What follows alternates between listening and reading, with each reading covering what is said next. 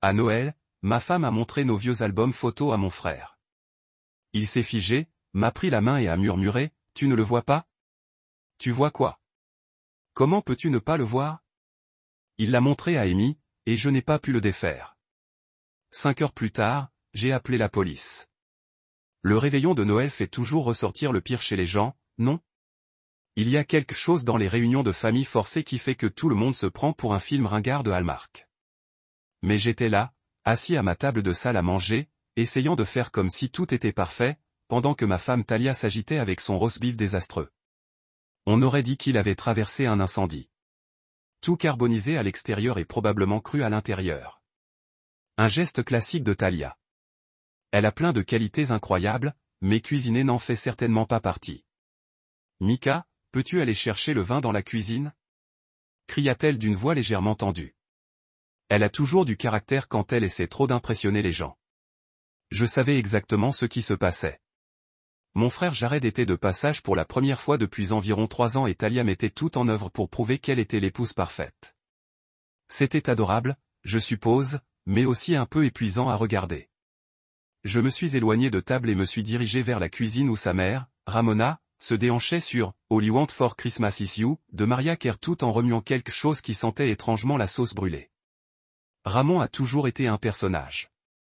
Une de ces femmes qui se croient encore âgées de 25 ans et qui font comme si chaque réunion de famille était son audition personnelle à Broadway. Elle m'a fait un clin d'œil quand j'ai pris le vin, et je n'ai pas pu m'empêcher de sourire. Malgré toutes ses excentricités, Ramona avait le cœur à la bonne place, et elle adorait sincèrement voir Talia heureuse. De retour à table, Jared était assis tranquillement, ce qui était étrange pour lui. Mon frère n'a jamais été du genre discret. D'habitude, il a une anecdote sur son dernier projet de photographe ou un coup de gueule sur la façon dont les médias numériques ruinent la narration authentique. Mais ce soir, il semblait différent, plus observateur, je suppose. Il étudiait tout avec son regard perçant, celui qui l'avait aidé à bâtir une belle carrière avant de passer au numérique. Jared a toujours été doué pour voir les détails que les autres oublient. C'est ce qui a fait de lui un si bon photographe à l'époque. Alors Jared, dit Talia en s'asseyant enfin avec son rôti catastrophique. J'ai pensé que ce serait amusant de feuilleter de vieux albums photos après le dîner.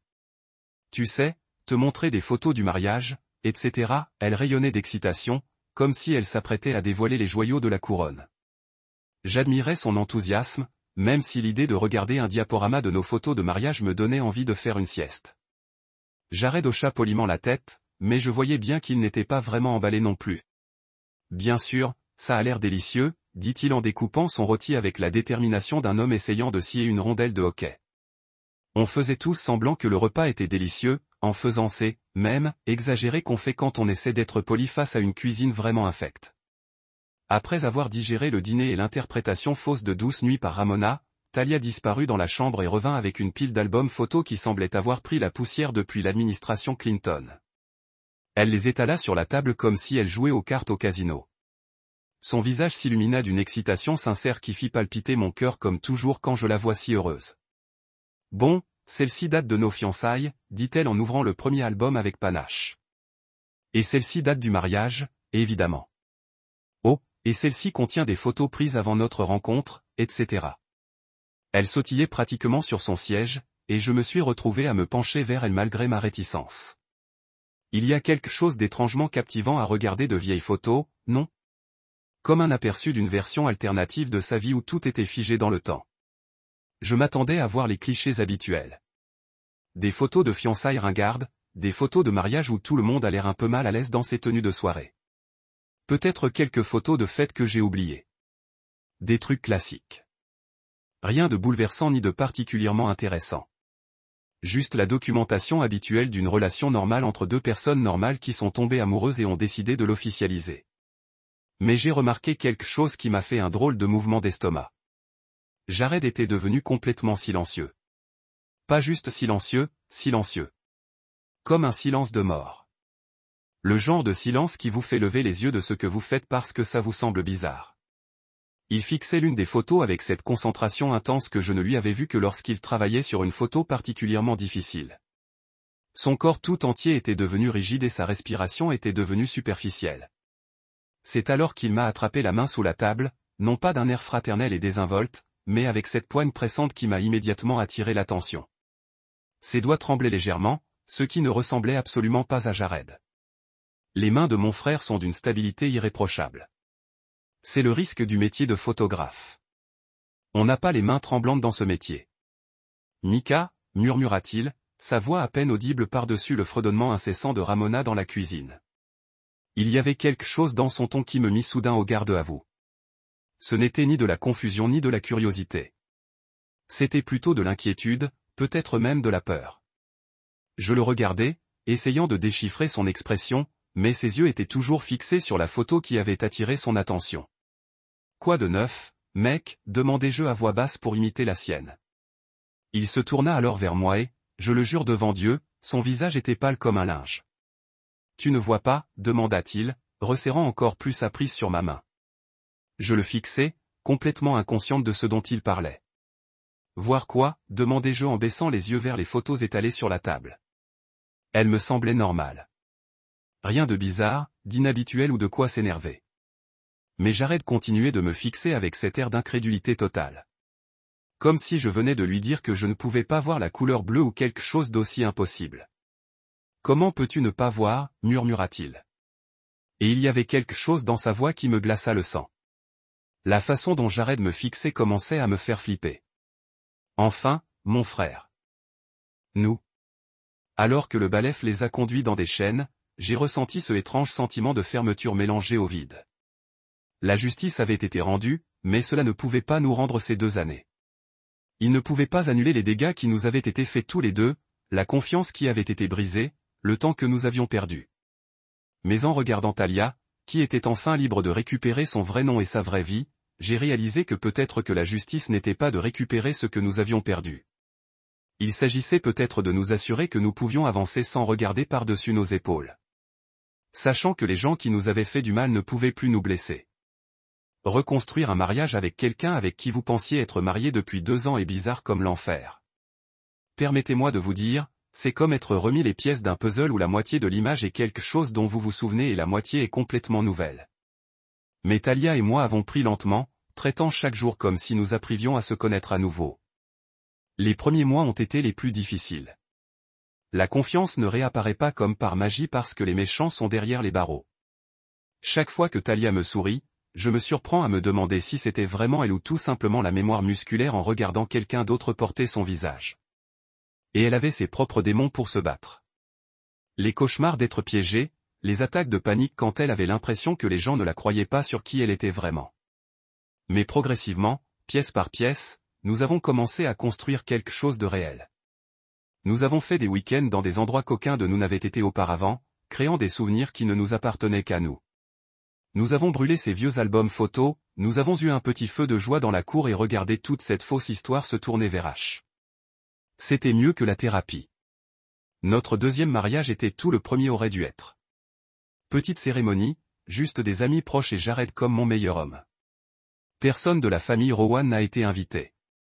De toute évidence, Talia portait une robe simple qu'elle avait choisie elle-même. Et quand elle a descendu cette allée, je savais sans aucun doute que j'épouse la bonne femme cette fois. Est-ce que tu, Mika, prenais Talia pour être ta femme? L'officier a demandé. Je le fais, dis-je. Et je le pensais plus que je n'aurais jamais voulu dire quoi que ce soit dans ma vie. Lorsque nous nous sommes embrassés à l'hôtel, c'était comme rentrer à la maison après avoir été perdu pendant des années.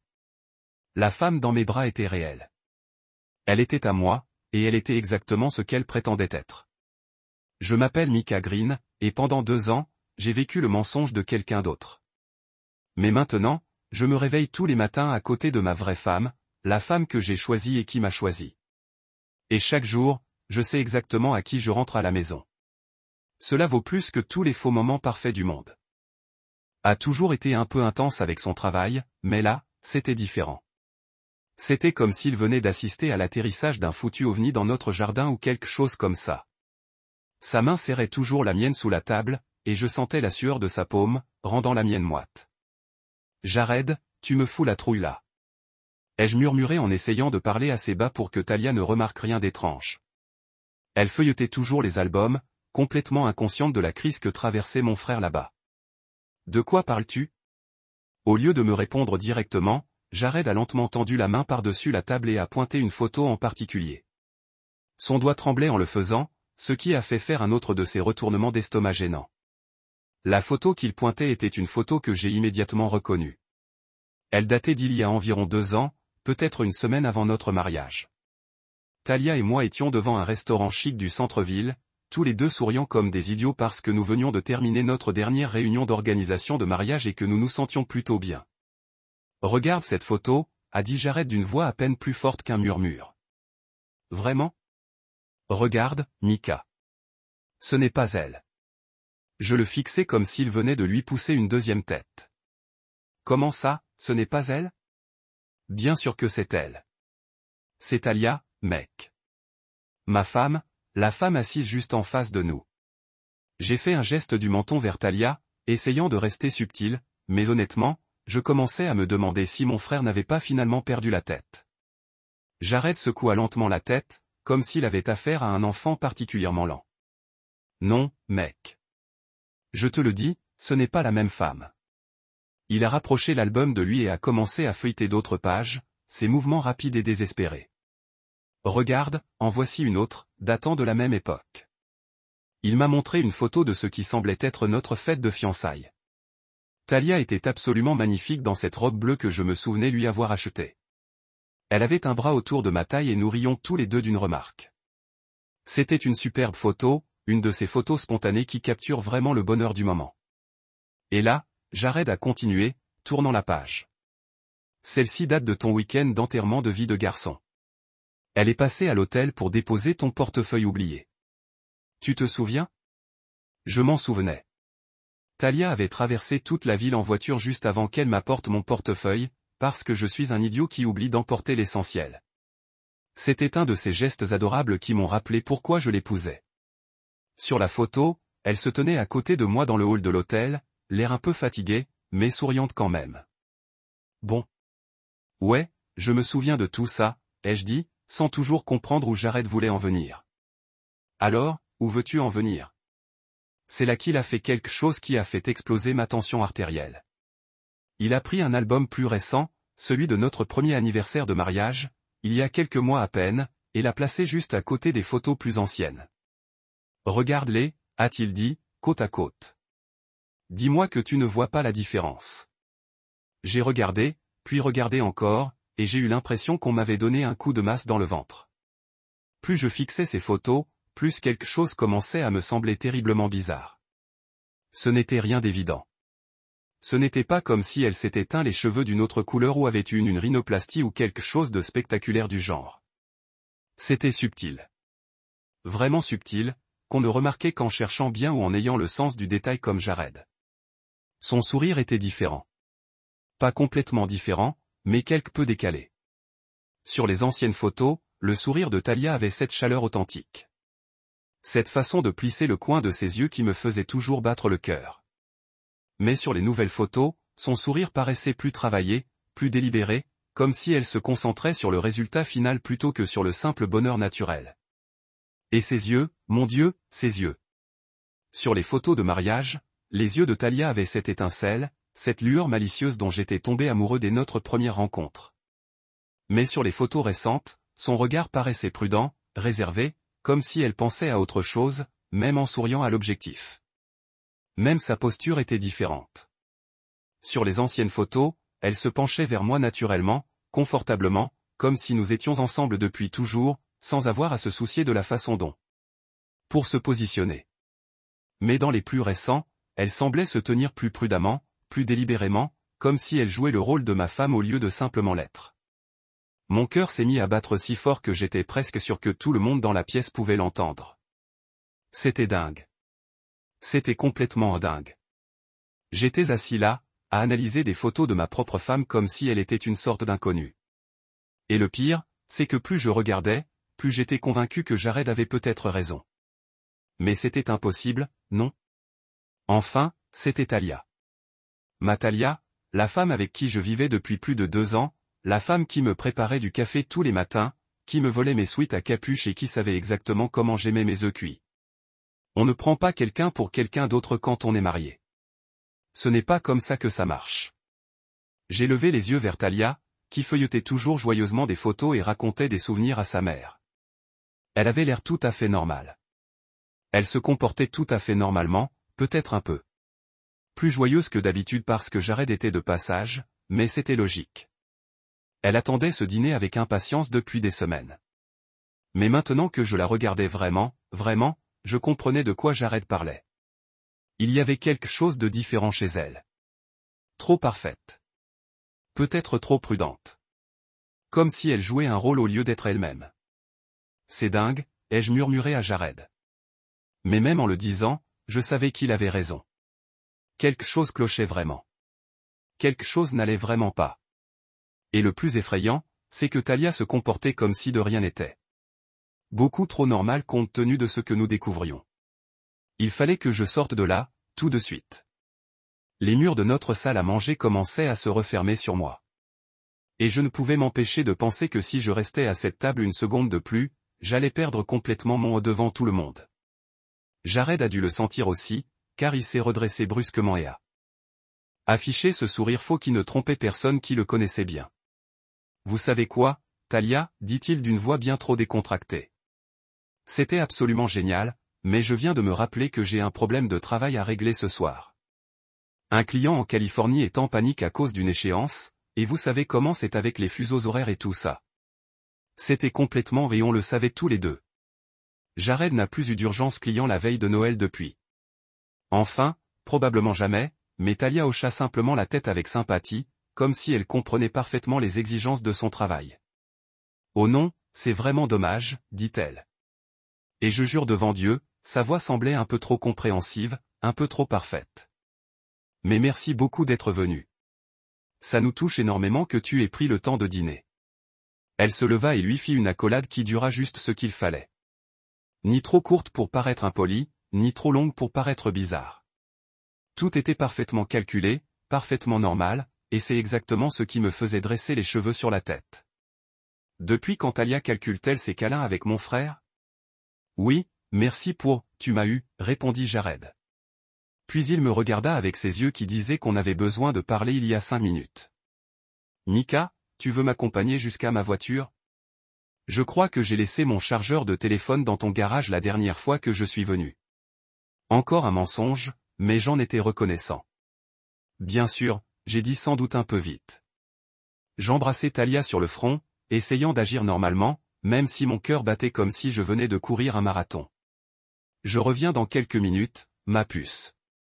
Prends ton temps, dit-elle avec ce sourire parfait qui commençait à me donner la nausée. Maman et moi allons ranger ici. Nous sommes sortis de la maison dans un silence complet. Nous essayons tous les deux de paraître décontractés jusqu'à ce que nous soyons sûrs d'être hors de portée de voix. L'air de décembre était d'un froid glacial, et je me suis rendu compte que j'avais oublié de prendre une veste. Mais honnêtement, le froid était agréable après avoir été coincé dans cette salle à manger étouffante. La voiture de Jared était garée au bout de notre allée, sous le lampadaire qui clignotait depuis 6 mois. Dès que nous sommes arrivés à sa voiture, Jared s'est retourné et m'a attrapé par les épaules. « Mika, écoute-moi bien », a-t-il dit d'une voix basse et pressante. « Cette femme là-dedans n'est pas ta femme. » J'ai laissé échapper un rire qui ressemblait plutôt à un aboiement. « Mec, tu t'écoutes? Tu es en train de me dire que je ne connais pas ma propre femme? Que je vis avec une inconnue depuis 2 ans sans m'en rendre compte. » C'est exactement ce que je te dis, dit Jared, sans rire du tout. Et je crois savoir qui elle est vraiment. Il sortit son téléphone et commença à feuilleter quelque chose. Tu te souviens quand Talia t'a parlé de sa sœur jumelle, Belle? La mention de ce nom m'a fait l'effet d'un coup de poing dans l'estomac. Bien sûr, je me souvenais de Belle. Comment aurais-je pu oublier? Talia m'avait tout raconté sur elle lors d'une de nos premières conversations amoureuses. Comment elles étaient jumelles identiques, à quel point elles avaient grandi ensemble, comment Belle était morte dans ce terrible accident de voiture une semaine avant notre mariage. C'était une de ces histoires tragiques qui vous font apprécier ce que vous aviez. Vous savez, Talia avait été dévastée, évidemment. Elle avait à peine réussi à traverser la cérémonie de mariage sans s'effondrer. Oui, je me souviens de Belle. J'ai dit qu'elle était morte juste avant notre mariage. Accident de voiture de mariage. Talia était effondrée pendant des mois. Jared secoua lentement la tête. Je ne pense pas que ce soit vraiment ce qui s'est passé. Je pense que Belle a survécu à cet accident. Et je pense qu'il s'est arrêté comme s'il cherchait comment dire quelque chose qui semblait complètement fou. Je crois qu'elle se fait passer pour Talia depuis. C'est ridicule, ai-je dit machinalement. Mais alors même que ces mots sortaient de ma bouche, je sentais une terreur glaciale m'envahir. Talia m'a dit elle-même que Belle était morte. Elle est allée à l'enterrement. Elle m'a montré le certificat de décès et tout. Et si, demanda Jared. As-tu vraiment vu le certificat de décès ou t'en a-t-elle simplement parlé? Es-tu allé à l'enterrement avec elle ou est-elle partie seule parce qu'elle était trop bouleversée pour que tu sois là? J'ai ouvert la bouche pour répondre, mais rien n'est sorti, car en vérité, je n'avais vu aucun certificat de décès et je n'étais pas allé à l'enterrement. Talia avait dit qu'elle avait besoin de faire son deuil avec sa famille en privé et j'avais respecté. Ça. Je pensais être un petit ami bienveillant en lui laissant de l'espace. Jar ouvrait une application sur son téléphone. Écoute, je sais que ça a l'air fou, mais fais-moi plaisir une seconde, d'accord? J'ai un logiciel de reconnaissance faciale que j'utilise parfois pour le travail. Il m'aide à organiser mes photos et tout ça. Je vais comparer les anciennes et les nouvelles photos. Il a commencé à télécharger des photos des albums, ses doigts parcourant rapidement l'écran. Je l'ai regardé travailler, comme dans un rêve étrange où plus rien n'avait de sens. C'était mon frère rationnel et logique, qui me disait que ma femme n'était pas vraiment ma femme. C'était dingue. Mais ensuite, les résultats sont arrivés. L'application montrait deux visages côte à côte. L'un de nos photos de mariage, l'autre de notre récent dîner d'anniversaire. Sous chaque visage, il y avait un pourcentage. La photo récente correspondait à 91% à une personne identifiée comme Belle Rowan. La photo plus ancienne correspondait à 62% à Talia Rowan. J'ai fixé l'écran pendant ce qui m'a semblé une éternité, mon cerveau s'est éveillé. Je refusais de comprendre ce que je voyais. Ça doit être mal, murmurai-je. L'application doit être buggée, ou quelque chose comme ça.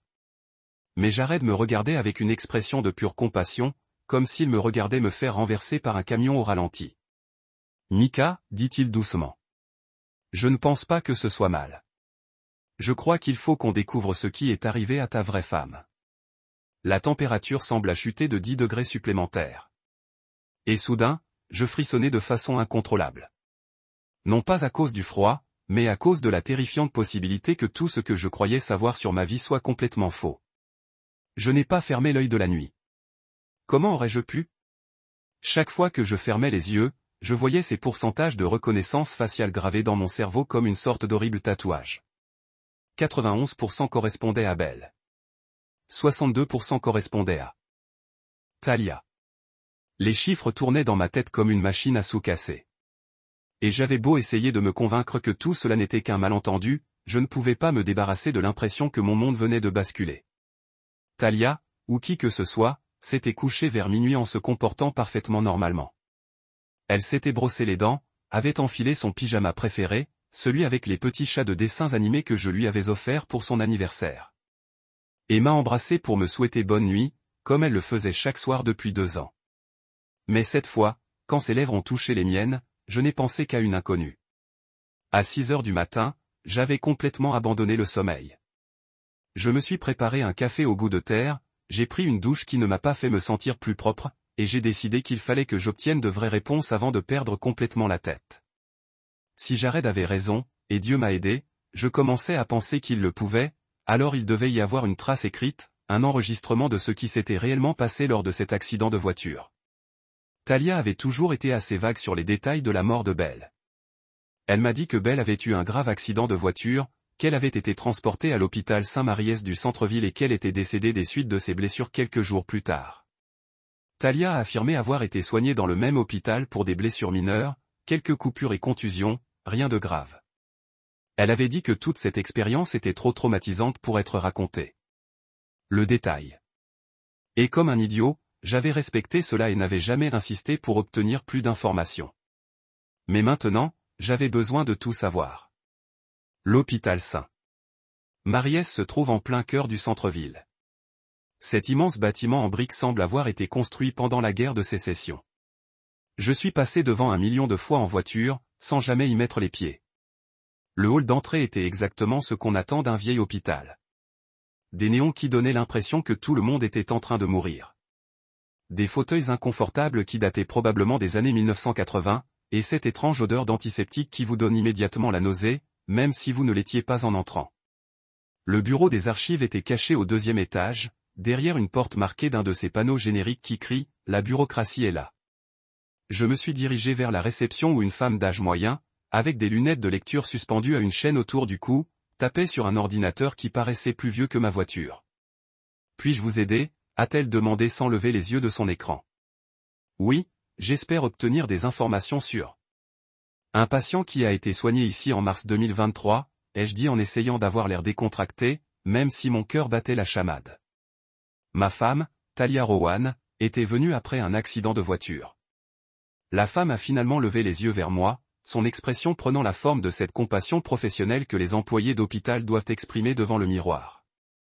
Je suis désolé, mais j'ai besoin de voir une pièce d'identité, et vous devez remplir un formulaire de demande de dossier médical. Êtes-vous le mari de la patiente?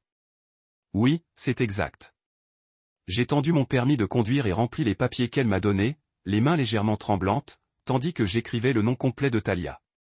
Talia Marie Rowan, le même nom qui figurait sur notre acte de mariage, notre compte bancaire commun, notre contrat de location, le nom que je prononçais depuis 2 ans sans jamais me demander s'il appartenait à la femme avec qui j'étais réellement marié.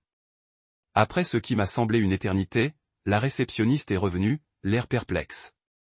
Je suis désolé, Monsieur Green, mais je ne trouve pas, a-t-il des dossiers médicaux pour Talia Rowan pendant cette période? Êtes-vous sur des dates? J'ai eu un pincement au cœur. Mars 2023. Elle est restée ici environ une semaine, je crois. Blessure due à un accident de voiture. La femme a secoué la tête. J'ai vérifié notre système 3 fois. Il n'y a aucune trace d'une personne portant ce nom admise en mars 2023. Son nom de famille pourrait-il être orthographié différemment? Ou peut-être a-t-elle été admise sous son nom de jeune fille? J'avais l'impression de me noyer. Et Belle Rowan? Pourriez-vous vérifier ce nom? Son expression a changé immédiatement. Oh, oui, Belle Rowan. Je me souviens de ce cas. Elle a recommencé à taper sur son ordinateur. Elle est restée ici un bon moment, en fait. Laissez-moi consulter son dossier. J'ai attendu, la bouche si sèche que je pouvais à peine avaler pendant qu'elle parcourait les informations sur son écran. Finalement, elle a levé les yeux vers moi. Belle Rowan a été admise dans notre service de traumatologie le 15 mars 2023 suite à un grave accident de la route. Elle souffrait de graves blessures au visage et était dans un état critique pendant plusieurs semaines. Et quand est-elle sortie? Ai-je demandé, même si j'étais presque certain que la réponse allait détruire ce qui me restait de raison. Le 18 mars 2024. Un peu plus d'1 an plus tard, elle s'était remarquablement rétablie. Tout compte fait, 1 an. Elle était restée à l'hôpital pendant an. Pas morte comme on me l'avait dit. Je me suis agrippé au bord du bureau de la réception pour ne pas tomber. Était-elle? Avait-elle subi une opération? Une reconstruction faciale? Peut-être. La réceptionniste a hoché la tête. Une reconstruction faciale complète. Oui. Le médecin traitant était le docteur Martinez. Il est toujours en poste si vous souhaitez lui parler. 20 minutes plus tard, j'étais assis dans le bureau du docteur Martinez, une petite pièce remplie de manuels médicaux et de diplômes prouvant que ce type savait de quoi il parlait. Il avait peut-être une 50aine d'années, des cheveux grisonnants et un calme qui devait probablement résulter d'années passées à annoncer de bonnes et de mauvaises nouvelles à des familles en difficulté. Je me souviens. Belle va très bien, a-t-il dit après que je lui ai expliqué la raison de ma présence. C'était l'une des reconstructions les plus complexes que j'ai jamais réalisées. Son visage était gravement endommagé, de multiples fractures, de nombreuses cicatrices. Nous avons dû reconstruire l'intégralité de sa structure faciale, et elle s'est complètement rétablie, ai-je demandé. Étonnamment, à sa sortie, on n'aurait jamais deviné qu'elle avait eu un accident aussi grave. La reconstruction était presque parfaite. Il marqua une pause, observant mon visage. Cependant, je dois dire que c'est étrange que vous me posiez des questions à son sujet maintenant. Pendant tout son séjour ici, son mari n'est jamais venu me rendre visite. J'avais l'impression qu'on venait de me frapper au visage avec une brique. Son mari, c'est ce qu'on nous a dit. Belle était mariée, d'après sa mère, mais son mari ne lui rendait jamais visite, ne l'appelait jamais. Nous trouvions cela étrange, mais la dynamique familiale peut être complexe, surtout après des événements traumatisants. J'ai quitté l'hôpital au bout de quelques jours. Mon cerveau peinait à assimiler ce que je venais d'apprendre. Belle n'était pas morte dans cet accident de voiture. Elle avait survécu, passé du temps. 1 an à se faire reconstruire le visage, et après? J'ai décidé de voler l'identité de sa sœur décédée, de me voler ma vie. Parce que si Belle était vivante et se faisait passer pour Talia, alors où diable était ma vraie femme? Je suis rentré de l'hôpital comme un possédé, les mains agrippées au volant si fort que mes jointures étaient blanches. Pendant tout le trajet, j'ai répété ce que j'allais dire, comment j'allais gérer cette conversation qui allait bouleverser tout ce que je pensais savoir sur ma vie. Mais j'avais beau me le ressasser, je n'arrivais pas à trouver la bonne façon de demander à ma femme si elle était vraiment sa sœur jumelle décédée qui vivait dans le mensonge depuis 2 ans. Quand j'ai franchi la porte d'entrée, elle était dans la cuisine en train de préparer le petit déjeuner, fredonnant un air que je ne connaissais pas tout en retournant des crêpes sur la plaque. Elle avait l'air si normale, si parfaitement domestique, portant mon vieux t-shirt de fac et un pantalon de yoga.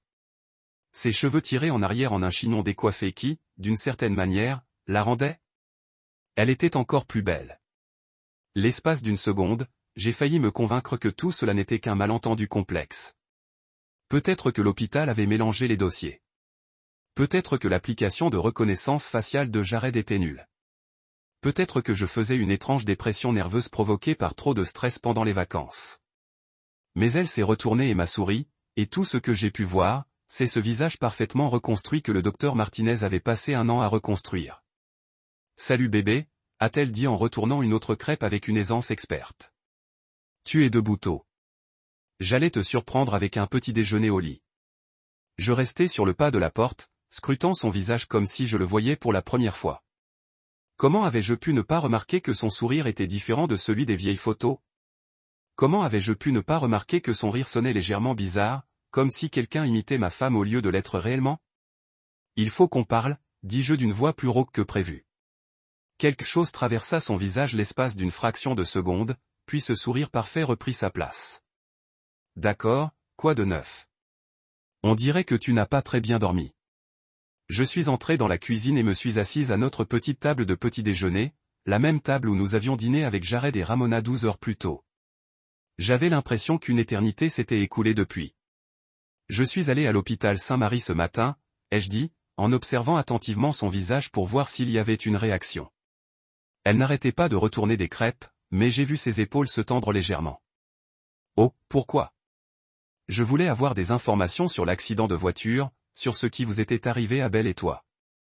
La crêpe qu'elle retournait a mal atterri, se repliant sur elle-même dans un amas de pâte et les bords brûlés. Elle l'a fixé un instant, puis a éteint le feu et s'est lentement retournée vers moi. Le numéro parfait de la déesse domestique commençait à craquer sur les bords. « Pourquoi as-tu fait ça ?» a-t-elle demandé. Et pour la première fois depuis que je la connaissais, sa voix était hésitante. « Parce que j'avais besoin de savoir la vérité, ai-je dit. Et tu veux savoir ce que j'ai découvert? Il n'y a aucune trace de... Talia Rowan n'a jamais été soignée dans cet hôpital. Aucun accident de voiture n'a été signalé. Mais il existe un dossier attestant que Belle Rowan y a passé plus d'1 an pour une importante opération de reconstruction faciale.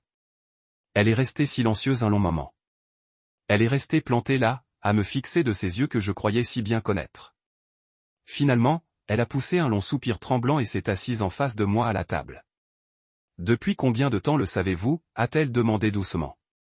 Cette simple question m'a frappé comme un coup dur. Elle ne niait pas. Elle n'avait pas l'air confuse, blessée ou en colère que je l'accuse d'une chose aussi insensée. Elle me demandait juste depuis combien de temps je le savais, ce qui signifiait que Jared avait raison depuis le début. Riel, ai-je dit, testant le nom à voix haute pour la première fois. C'était étrange dans ma bouche, comme si je parlais une langue étrangère. Elle a tressailli quand je l'ai prononcé, comme si la prononciation de son vrai nom lui causait une douleur physique. « Ne m'appelle pas comme ça » a-t-elle murmuré. « Mais c'est comme ça que tu es, n'est-ce pas ?» J'ai continué, sentant un étrange mélange de colère et de chagrin monter en moi. « Yael, tu n'es pas ma femme. »« Je suis ta femme » a-t-elle dit. Et des larmes ont commencé à perler dans ses yeux. « Je suis ta femme depuis 2 ans. Je t'ai aimé. J'ai pris soin de toi. Tu m'as menti. Je l'ai interrompu, ma voix devenant plus forte malgré mes efforts pour rester calme. Chaque jour depuis 2 ans, tu m'as menti. Sur qui tu es, sur ce qui est arrivé à ta sœur, sur tout. Je ne voulais pas que ça arrive comme ça, a-t-elle dit. Les larmes coulaient à flot maintenant. Je n'ai jamais voulu tomber amoureuse de toi. Mais tu voulais voler l'identité de ta sœur, ai-je dit. Tu voulais me laisser croire que j'épousais Talia alors que c'était toi que j'épousais. Elle pleurait plus fort maintenant. Ces sanglots horribles et déchirants qui auraient pu me briser le cœur si je n'avais pas été aussi furieuse. Tu ne comprends pas, elle a réussi à s'échapper entre 2 feuilletons. Ce n'était pas censé être permanent. J'essayais juste de l'aider. Talia était tellement blessée qu'elle était dans le coma et maman a dit, « Attends. » J'ai levé la main, la coupant au milieu d'une phrase. « Qu'est-ce que tu viens de dire ?» Talia était dans le coma. Belle pâlit en réalisant ce qu'elle venait d'avouer. Je ne voulais pas dire. Où est-elle, demandai-je en me levant si vite que ma chaise faillit basculer. Où est ma vraie femme, Belle? Elle ressemblait à un animal pris au piège, ses yeux parcourant la cuisine comme si elle cherchait une issue de secours. Elle est en Italie, dit-elle finalement, les mots sortant précipitamment. Elle se rétablit. Elle va mieux. Essaie encore, dis-je d'une voix désormais d'un calme mortel. Et cette fois, dis-moi la vérité. Belle s'effondra complètement, puis enfouit son visage dans ses mains en sanglotant. Elle est dans le coma, murmura-t-elle. Elle est dans le coma depuis 2 ans. Les médecins disaient qu'elle pourrait ne jamais se réveiller. Maman disait que ce serait plus facile pour tout le monde comme ça. J'avais l'impression qu'on m'avait arraché le cœur et piétiné. Ma vraie femme, était allongée dans un lit d'hôpital depuis 2 ans, tandis que je vivais avec sa sœur, complètement inconsciente que la femme que j'aimais était un fantôme. Tu lui as volé sa vie, dis-je d'une voix à peine plus forte qu'un murmure. Tu m'as volé ma vie. Je ne voulais pas tomber amoureuse de toi, répéta Belle en levant les yeux vers moi, le mascara ruisselant sur ses joues. C'était censé être temporaire, juste le temps qu'elle aille mieux. Mais ensuite, tu étais si gentil et si drôle, et j'ai commencé à me dire que je pouvais peut-être être elle. Peut-être que je pouvais être la personne que tu méritais. Tu ne pouvais pas, dis-je froidement en attrapant mes clés sur le comptoir. Parce que tu n'es pas elle. Tu ne l'as jamais été, et tu ne le seras jamais. Où vas-tu? M'a-t-elle interpellé alors que je me dirigeais vers la porte. Je me suis retourné pour la regarder une dernière fois. Cette étrangère qui partageait mon lit, mangeait ma nourriture, faisait semblant de m'aimer pendant que ma vraie femme gisait inconsciente quelque part, probablement seule et oubliée. Pour retrouver ma femme, j'ai dit, ma vraie femme. J'avais besoin de réponses, et je savais exactement qui les avait. Ramona était dans le coup depuis le début. Belle n'aurait jamais pu réussir une tromperie aussi élaborée sans l'aide de sa mère.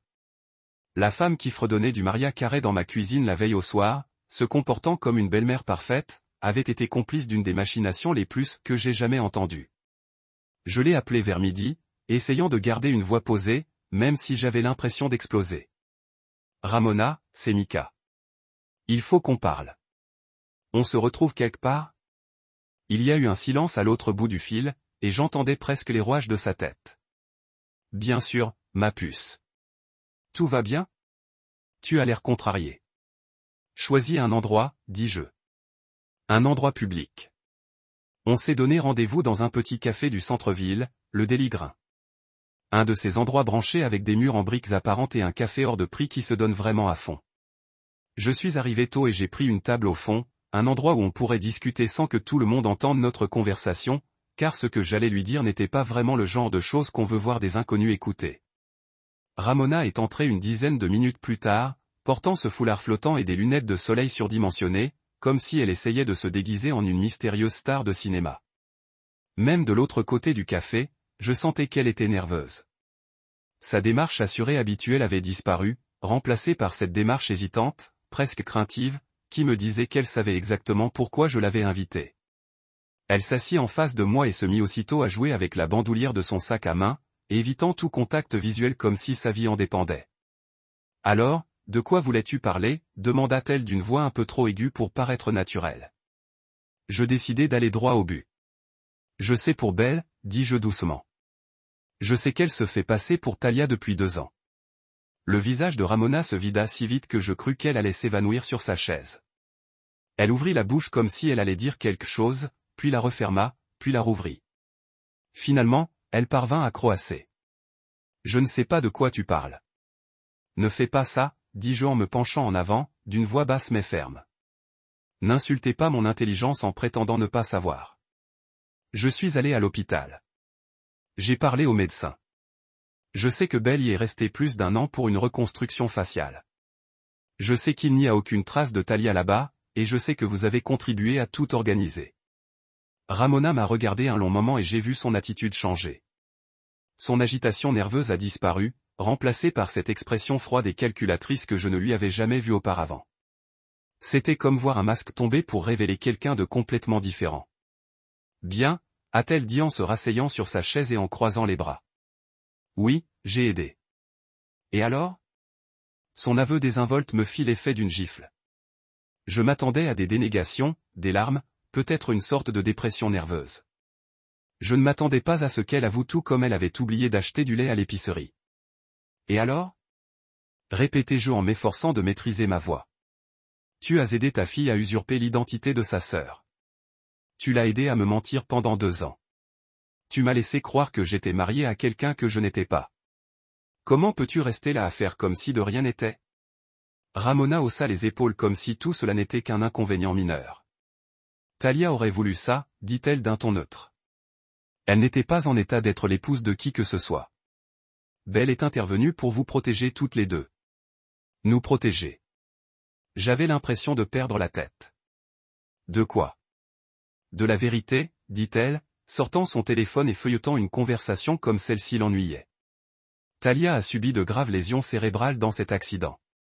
Mika. Même si elle se réveille, ce qui, selon les médecins, est hautement c'était peu probable à ce stade, elle ne sera plus jamais la même personne dont tu es tombé amoureux. Belle t'a évité de voir la femme que tu aimes dépérir dans un lit d'hôpital. Je la fixai du regard, essayant de comprendre l'audace de ses paroles. Ce n'était pas à toi de décider, dis-je. Ce n'était à personne d'autre qu'à moi de décider, n'est-ce pas? Ramona leva les yeux de son téléphone avec un sourire condescendant qui me donna envie de renverser la situation. Tu étais heureuse, n'est-ce pas? Pendant 2 ans, tu as été complètement heureuse. Belle t'a rendue heureuse. Elle a pris soin de toi. Elle t'a aimé. Elle t'a offert le mariage que Talia n'aurait jamais pu te donner dans son état. Elle m'a menti, dis-je en serrant les dents. Chaque jour, elle me mentait sur qui elle était. Et tu ne t'es jamais douté de rien, fit remarquer Ramona, ce qui prouve ce que je disais. Belle est devenue une meilleure Talia que Talia n'aurait jamais pu l'être. La cruauté désinvolte dans sa voix était stupéfiante. Cette femme parlait de la sienne. J'ai vu mes filles comme des pièces interchangeables dans une sorte de machine. Comme si peu importait avec qui j'étais marié, tant que j'étais heureux et qu'aucun de nous n'avait à gérer les désagréments d'un membre de la famille qui a un coma. Alors, tu as décidé d'enfermer Talia quelque part et de faire comme si elle était morte? Ai-je demandé. On a dit aux gens qu'elle était morte parce que c'était plus facile, a dit Ramona, posant enfin son téléphone et m'accordant toute son attention. Le deuil a une durée de vie limitée, Mika. On comprend quand on a besoin de temps pour faire son deuil et passer à autre chose. Mais un coma qui peut s'éterniser, c'est pour ça. C'est compliqué et ça coûte cher, et franchement, ça aurait ruiné la vie de tout le monde, y compris la tienne. J'ai demandé, surtout la mienne, a-t-elle admis sans la moindre honte. Tu as idée à quel point c'est épuisant de rendre visite à quelqu'un dans le coma? Être assis là à parler à quelqu'un qui ne peut pas répondre, qui ne peut même pas reconnaître ta présence? C'est déprimant au possible et ça n'aide personne. J'avais la nausée en l'écoutant. Tu parles de ta propre fille. Je parle de la réalité. Elle a répliqué, et la réalité, c'est que garder Talia sous assistance respiratoire indéfinie n'aide personne. Mais laisser Belle assumer son rôle, ça a aidé tout le monde. Tu as une femme aimante. Belle a eu une chance d'être heureuse après son accident et j'ai pu voir au moins une de mes filles vivre une vie normale. Et ce que Talia voulait? Ai-je exigé? Quelqu'un a-t-il pris la peine de lui demander? Ramona a laissé échapper un rire amer. Talia est inconsciente depuis 2 ans. Ma chérie, elle ne veut rien. J'ai dû m'agripper au bord de la table pour ne pas la secouer. Tu as falsifié des documents, n'est-ce pas? Des certificats de décès, des dossiers médicaux. Tu as manipulé tout ton entourage pour y parvenir. J'ai fait ce qu'il fallait, a-t-elle dit, sans manifester le moindre remords. Et si tu es intelligent, tu oublieras tout ça et tu rentreras chez toi auprès de ta femme, car qu'elle s'appelle Talia ou Belle, elle t'aime, et c'est plus que ce que beaucoup de gens peuvent obtenir. Je me suis levé si brusquement que ma chaise a bruyamment raclé le sol, arrachant des marches aux autres clients. Vous avez tout à fait raison sur un point, ai-je dit en sortant mon téléphone. Toute cette situation nécessitait que quelqu'un fasse ce qu'il fallait. De quoi parlez-vous, a-t-elle demandé, et pour la première fois depuis le début de notre conversation, j'ai perçu une pointe d'incertitude dans sa voix. Je lui ai montré l'écran de mon téléphone où j'avais déjà composé le 911, mais pas encore appuyé sur « Envoyer ». Il y a 5 heures, j'ai appelé la police et signalé toute l'affaire. Usurpation d'identité, falsification de documents médicaux, dissimulation illégale d'identité. Ils vous recherchent probablement en ce moment même. Le sang s'est vidé du visage de Ramona lorsque les implications de ce que je venais de dire l'ont frappé. Vous quoi?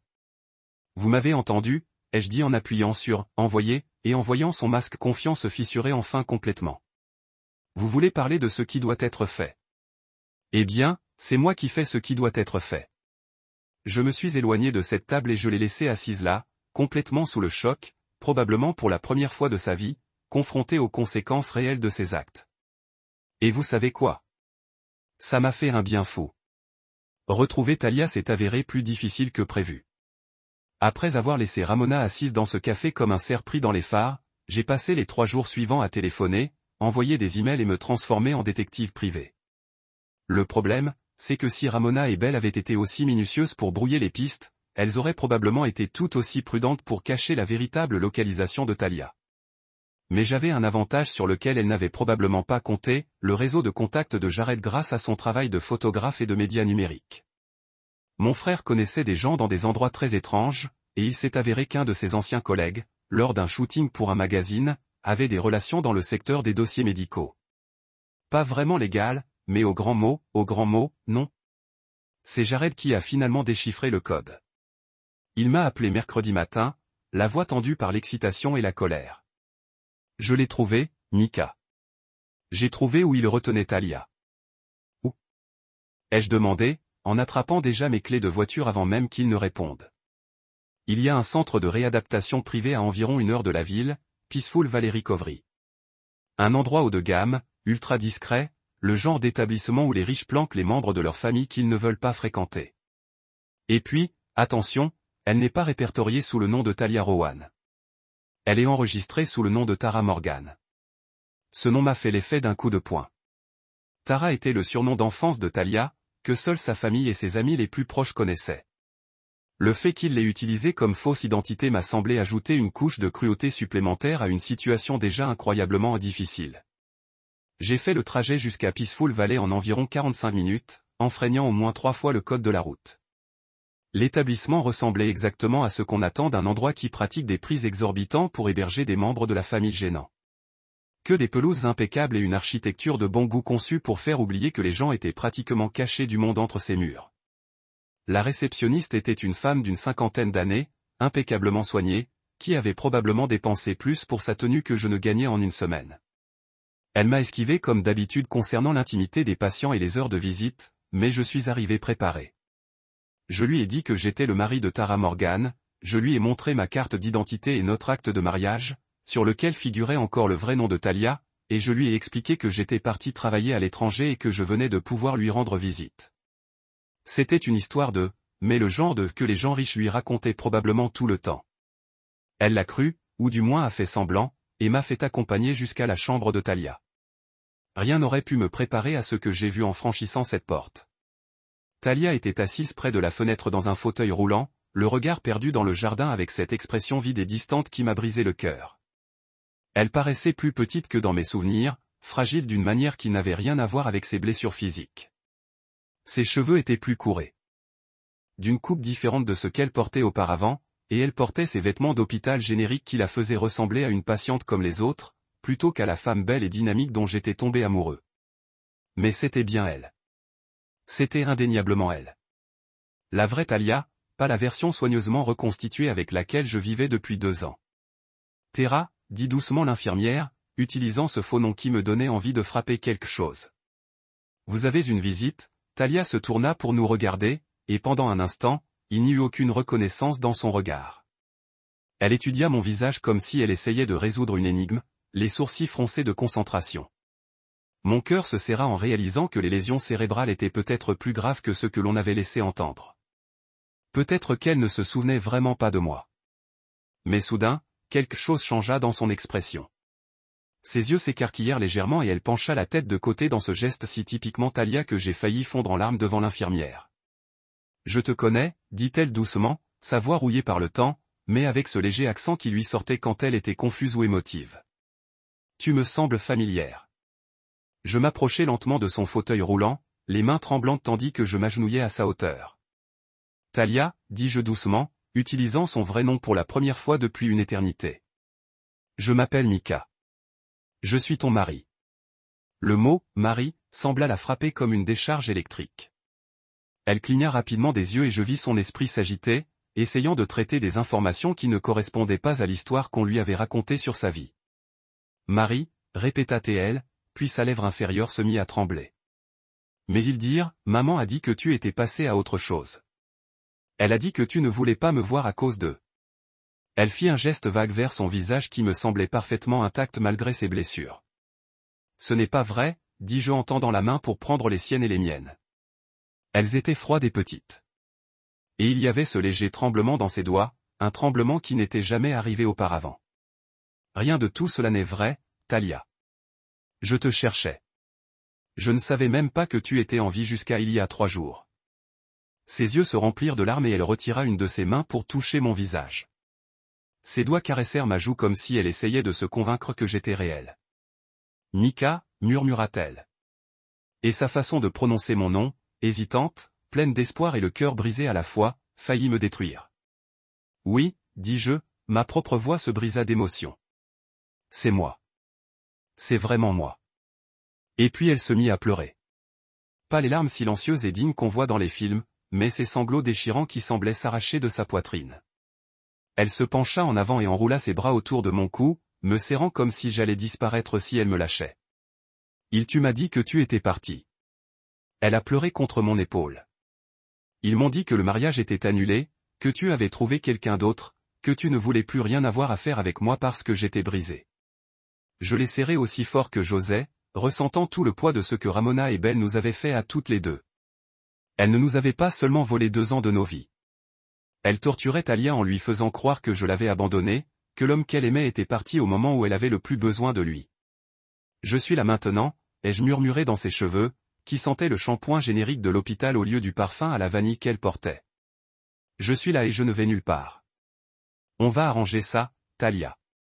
Je te le promets, on va arranger tout ça. » Elle s'est reculée pour me regarder, le visage baigné de larmes, mais vivante comme elle ne l'était pas quand j'étais entré dans la pièce. « C'est vraiment fini ?» a-t-elle demandé. « Le cauchemar ? C'est vraiment fini ?» J'ai pensé à Ramona assise dans ce café, probablement menottée à présent. J'ai pensé à Belle de retour chez nous, affrontant enfin les conséquences de sa tromperie. Et j'ai pensé au long chemin qui nous attendait, reconstruire la confiance, créer de nouveaux souvenirs et trouver comment nous marier à nouveau. « Oui », ai-je dit en essuyant les larmes de ses joues avec mes pouces. « C'est fini. On va prendre un nouveau départ, toi et moi, comme ça aurait toujours dû être. » Les heures qui ont suivi ont été parmi les plus douloureuses et les plus révélatrices de ma vie. Une fois le choc initial de nos retrouvailles passé, Talia et moi nous sommes assises dans sa chambre à Peaceful Valley tandis qu'elle me racontait lentement et douloureusement tout ce qui lui était arrivé ces 2 dernières années. Et laissez-moi vous dire que chaque détail me donnait envie de retourner à ce café et d'étrangler Ramona à main nue. « Je me souviens de l'accident », a dit Talia d'une voix à peine plus forte qu'un murmure, regardant par la fenêtre les jardins parfaitement entretenus. Elle avait cessé de pleurer, mais ses mains tremblaient encore légèrement tandis qu'elle enroulait la couverture sur ses genoux. Belle conduisait. On revenait de ton enterrement de vie de garçon. Tu sais, celui où tu as oublié ton portefeuille à l'hôtel. J'ai hoché la tête, me souvenant de cette nuit-là. C'était comme si c'était une éternité. À l'époque où ma plus grande inquiétude était de savoir si les garçons allaient trop me mettre dans l'embarras devant les stripteaseuses. On parlait du mariage, a-t-elle poursuivi, sa voix devenant plus forte à mesure que les souvenirs revenaient. Réalelle était tellement excitée. Elle n'arrêtait pas de dire que j'avais de la chance, que tu étais parfaite, qu'elle aurait aimé trouver quelqu'un comme toi. Talia a laissé échapper un rire amer qui ne lui ressemblait pas du tout. J'imagine qu'elle a trouvé un moyen pour que ça arrive, non? La douleur dans sa voix était comme un coup de couteau dans ma poitrine. Talia, que s'est-il passé dans l'accident? À quel point as-tu été blessée? Elle a touché le côté de sa tête où je pouvais voir une légère cicatrice cachée sous ses cheveux. Traumatisme crânien. C'est comme ça que les médecins ont appelé ça. J'étais dans le coma, je ne sais même pas combien de temps. Quand je me suis enfin réveillé, tout était différent. J'avais du mal à parler. Je ne pouvais plus marcher correctement. Je ne me souvenais plus de rien. Des choses simples comme quel jour on était ou ce que j'avais mangé au petit déjeuner. J'ai tendu la main, je l'ai prise et je l'ai serrée doucement. Mais tu vas mieux, visiblement. Tu parles bien maintenant. Tu as l'air de te souvenir d'eux. Tout clairement. Ça a pris des mois, dit-elle, peut-être même un an. Toute cette période est floue pour moi. Mais je me souviens que maman est venue me rendre visite alors que j'étais encore complètement inconsciente. J'étais tout le temps groggy à cause des médicaments, et la moitié du temps, je ne savais pas si je rêvais ou si j'étais éveillé. Que t'a-t-elle dit? Ai-je demandé, même si j'étais presque sûr de savoir déjà que la réponse allait me mettre en colère. Le visage de Talia s'est légèrement décomposé. Elle a dit que le mariage était annulé. Elle a dit que tu m'avais vu à l'hôpital juste après l'accident et que tu n'avais pas pu le supporter. Me voir brisé et bouleversé t'avait tellement effrayé que tu avais décidé de ne plus vouloir m'épouser. Bon Dieu, murmurai-je. La cruauté était stupéfiante. Elle disait que tu lui avais demandé de me dire que tu étais désolé, mais que tu devais aller de l'avant, que tu ne pouvais pas être lié à quelqu'un qui pourrait ne jamais s'en remettre complètement. La voix de Talia devenait plus faible à chaque mot, comme si elle se repliait sur elle-même en revivant ce souvenir. Et je la croyais, Mika. Je croyais vraiment que tu me ferais ça. J'avais l'impression qu'on m'avait donné un coup de poing dans le ventre. Talia, jamais. Je le sais maintenant, dit-elle rapidement en me serrant la main. Mais à l'époque, j'étais tellement amoché par ma lésion cérébrale, et je prenais tous ces médicaments qui m'empêchaient de penser clairement. En plus, j'avais une mine affreuse. J'avais perdu une 15aine de kilos. J'avais d'horribles cicatrices. Mes cheveux tombaient à cause du stress. Quand je me regardais dans le miroir, je ne me reconnaissais même pas. Alors, quand maman m'a dit que tu m'avais regardé et que tu t'étais enfui, ça m'a semblé crédible. L'idée que Talia ait passé 2 ans à croire que je l'avais abandonnée à cause de ses blessures m'a donné envie de frapper le mur. Que t'a-t-elle dit d'autre? Que Belle était morte dans l'accident, a dit Talia. Et il y avait ce côté creux dans sa voix qui m'a effrayé. Elle a dit que Belle avait été tuée sur le coup et que les funérailles avaient été petites et privées parce que la famille était trop dévastée pour une grande cérémonie. Elle m'a même montré des photos des funérailles. Des photos, fausses, évidemment. Avec le recul, c'était probablement des photos d'enterrement trouvées au hasard sur Internet. Mais à l'époque, j'étais tellement accablé de chagrin et de confusion que je n'ai posé aucune question. Je pleurais ma sœur et je faisais face à la trahison de ta perte. Et j'étais à peine assez fonctionnel pour lasser mes chaussures, sans parler de vérifier si ma mère me mentait. J'ai secoué la tête, incrédule. Alors, elle t'a convaincu que Belle était morte et que je t'avais abandonné. Et après? Puis elle m'a fait venir ici, dit Talia en désignant la pièce. Elle a dit que c'était temporaire, le temps que je me remette sur pied. Elle a dit au personnel que je m'appelais Tara Morgan, car elle craignait pour sa vie privée. Elle a ajouté qu'il pourrait y avoir des problèmes d'assurance liés à l'accident et qu'elle ne voulait pas que quiconque me relie à la famille Rowan tant que tout ne serait pas réglé légalement. Et tu as accepté ça? Talia a haussé les épaules, impuissante. Je n'étais pas vraiment en position de discuter. J'avais encore des crises d'épilepsie dues à la lésion cérébrale. J'avais besoin d'aide pour des choses simples comme m'habiller et me souvenir de manger. Maman était la seule famille qui me restait, du moins c'est ce que je pensais. Quand quelqu'un en qui tu as entièrement confiance t'annonce que ton fiancé t'a abandonné et que ta sœur est morte, et que tu as trop de lésions cérébrales pour réfléchir de manière critique, tu acceptes ce qu'il te dit. Est-ce qu'elle te rendait visite régulièrement? Au début, oui, peut-être 1 ou 2 fois par semaine. Mais à mesure que j'allais mieux, que je posais plus de questions sur toi et sur Belle, elle est devenue de moins en moins présente. Elle avait toujours une excuse. Elle était très occupée au travail. Elle s'occupait des démarches juridiques liées à l'accident. Elle essayait de me laisser le temps de guérir. Mais en réalité, elle était probablement occupée à aider Belle à parfaire son imitation de toi, dis-je amèrement. Talia hocha la tête. Les visites devinrent aussi plus courtes. Au lieu de rester des heures à discuter, elle passait juste une vingtaine de minutes, me demandait comment j'allais, m'apportait peut-être des magazines, puis repartait. Elle semblait distraite, comme si elle avait l'esprit ailleurs, parce que c'était le cas. Elle était occupée à jouer les grands-mères d'un faux mariage. Le pire, continua Talia, la voix légèrement brisée, c'était les cauchemars. Je faisais sans cesse ces rêves où je te voyais épouser quelqu'un d'autre. Dans ces rêves, j'essayais d'aller à l'église pour empêcher le mariage, mais je ne pouvais pas marcher correctement, et personne ne m'écoutait quand j'essayais de leur dire qui j'étais vraiment. J'ai senti les larmes me monter aux yeux. Talia, j'ai raconté ces rêves à maman, et elle m'a dit que c'était juste mon cerveau qui essayait de gérer le traumatisme de ta perte. Elle a dit qu'il était normal pour les personnes blessées à la tête de faire des rêves saisissants et perturbants, et que je devais essayer de ne pas trop y voir d'interprétation. Talia laissa échapper un autre rire amer. Il s'avère que mon subconscient savait quelque chose que mon conscient ne parvenait pas à comprendre. Combien de temps as-tu cru à son histoire, demandai-je. Honnêtement, jusqu'à il y a environ 6 mois, c'est à ce moment-là que j'ai commencé à avoir des soupçons. Je me sentais beaucoup mieux. Ma mémoire était presque revenue à la normale et j'ai commencé à poser des questions plus pointues sur ce qui s'était passé. Par exemple, pourquoi aucun de nos amis communs n'avait essayé de me contacter? Pourquoi n'avais-je pas eu de nouvelles de ton frère Jared, avec qui je m'étais toujours très bien entendu? Pourquoi n'avais-je trouvé aucun article sur l'accident en ligne? Qu'a-t-elle répondu quand tu lui as posé ces questions? Elle s'est mise sur la défensive, a commencé à dire que j'étais paranoïaque, que la lésion cérébrale m'avait donné l'esprit complotiste, que je devais me concentrer sur ma guérison au lieu de ressasser le passé. Mais plus elle était sur la défensive, plus j'étais convaincu que quelque chose n'allait pas. Talia s'est penchée en avant dans son fauteuil roulant, le regard intense, imprégné de ce souvenir. C'est là que j'ai commencé mes propres recherches. J'en ai convaincu un. J'ai demandé aux infirmières de me laisser utiliser l'ordinateur de la salle de repos et j'ai commencé à faire des recherches.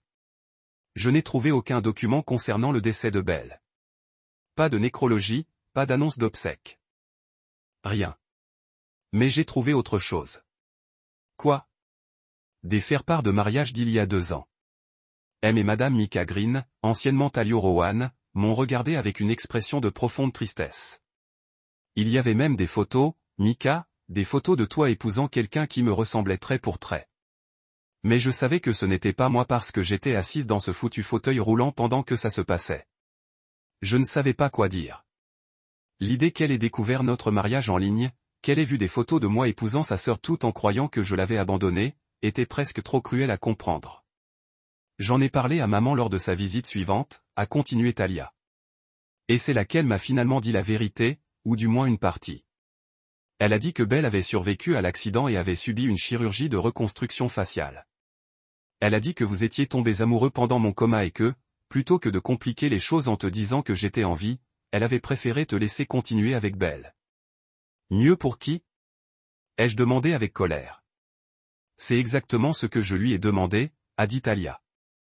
Et tu sais ce qu'elle m'a dit? Elle a dit que c'était mieux pour tout le monde. Que tu étais heureux que Belle soit heureuse et que mon réveil et ma reprise en main gâcheraient tout sans raison valable. Je me suis levé et j'ai commencé à arpenter la petite pièce, trop en colère pour rester assis. Donc, en gros, elle t'a dit de rester mort pour le bien de tous. En gros, oui. Elle a dit, je devrais être heureuse qu'au moins une version de moi ait pu vivre. Elle a vraiment utilisé ces mots, une version de moi. Talia a secoué la tête avec dégoût, comme si Belle et moi étions des pièces interchangeables dans une sorte de machine. J'ai arrêté de faire les 100 pas et me suis à nouveau agenouillé près de son fauteuil roulant. Talia, il faut que tu saches quelque chose. Je n'ai jamais cessé de t'aimer. Pas une seule seconde. Si j'avais su que tu étais en vie, si j'avais su que tu étais là, j'aurais remué ciel et terre pour te retrouver. Elle a tendu la main et a touché mon visage, ses doigts caressant ma joue comme elle le faisait quand on sortait ensemble. Je sais, a-t-elle dit doucement. Je le vois dans tes yeux. De la même manière que je vois que tu vas t'assurer qu'ils paient pour ce qu'ils nous ont fait. Tu as parfaitement raison. J'ai dit, ce cauchemar est terminé, Talia. Je te le promets, on va obtenir justice pour ce qu'ils nous ont fait subir, à tous les deux. L'enquête policière a avancé plus vite que prévu. Il s'avère que lorsqu'on confie à des enquêteurs une affaire impliquant une usurpation d'identité, une falsification de documents médicaux et une dissimulation illégale d'identité, ils ne plaisantent pas, l'inspectrice Sarah Martinez, sans lien de parenté avec le médecin qui a soigné Belle, a été affectée à notre affaire. Et c'était le genre de flic pragmatique qui avait probablement vu tous les types de dysfonctionnements familiaux imaginables, mais qui semblait néanmoins sincèrement choqué par ce que Ramona et Belle avaient réussi à accomplir. En 20 ans de service, je n'ai jamais rien vu de tel, m'a-t-elle confié lors d'un de nos entretiens. Le niveau de planification et de manipulation requis pour maintenir une telle tromperie pendant 2 ans. C'est franchement impressionnant, et on ne peut plus troublant. Les preuves étaient accablantes dès qu'ils ont commencé à creuser. Ramona avait falsifié des certificats de décès, falsifié des dossiers médicaux et créé toute une série de documents pour étayer la thèse de la mort de Belle dans l'accident. Elle avait également versé des pots de vin à Peaceful Valley Recovery pour dissimuler la véritable identité de Talia et limiter ses contacts avec le monde extérieur. Les documents financiers à eux seuls suffisaient à l'enterrer. L'arrestation de Belle a eu lieu un mardi matin. Je n'étais pas là pour la voir, mais l'inspecteur Martinez m'a dit plus tard qu'elle était partie discrètement, comme si elle s'y attendait. Elle n'a pas résisté, n'a pas essayé de courir, a juste emballé un petit sac et les a laissés mettre les menottes. Une partie de moi était presque désolée pour elle. Presque. Ensuite, je me suis souvenu de Talia assis dans ce fauteuil roulant, croyant pendant 2 ans que je l'avais abandonnée, et toute sympathie que j'aurais pu évaporer assez rapidement. Ramona était une autre histoire.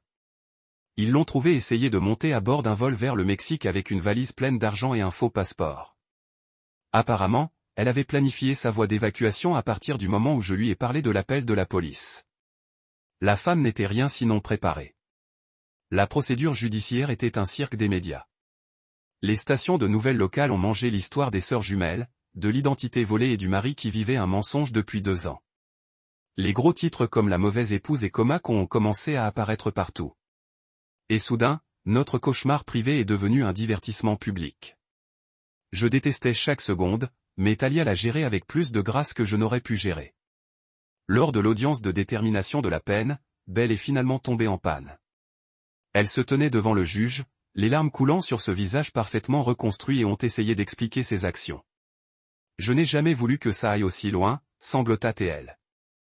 J'étais censé se remplir temporairement pendant que Talia se remettait, mais alors Mika était si gentil avec moi, et j'ai commencé à avoir l'impression que je pourrais être la personne qu'il méritait. Je l'aimais. Je l'aimais vraiment. Le juge ne l'achetait pas. MSS, Rowan, dit-elle froidement. Vous avez volé l'identité de votre sœur, manipulé un homme en deuil et comploté pour garder votre sœur isolée du monde pendant 2 ans.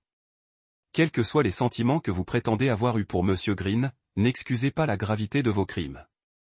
Talia était assise à côté de moi pendant tout, son dos droit et la tête tenue. Elle n'a pas parlé pendant la procédure, mais son silence était plus puissant que n'importe quel témoignage aurait pu l'être. Lorsque Belle nous a regardés, en plaidant ses yeux pour une sorte de pardon ou de compréhension, Talia a simplement regardé cette expression d'indifférence complète qui était en quelque sorte plus dévastatrice que la colère ne l'aurait été. Les phrases sont descendues. Belle a obtenu 3 ans de prison d'État pour fraude à l'identité, manipulation émotionnelle et complot.